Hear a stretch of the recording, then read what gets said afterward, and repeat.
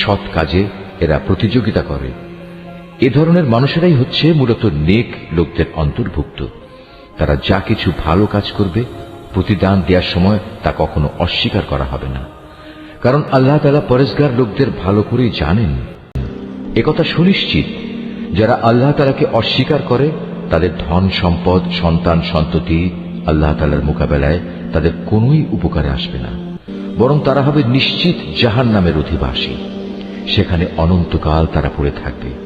এ ধরনের লোকেরা এ দুনিয়ার জীবনে যা খরচ করে তার উদাহরণ হচ্ছে যারা নিজেদের উপর অবিচার করেছে সেই দলের শস্য ক্ষেত্রের উপর দিয়ে প্রবাহমান হিম শীতল তীব্র বাতাসের মতো, যা তাদের শস্যক্ষেত্র বরবাদ করে দিয়ে গেল।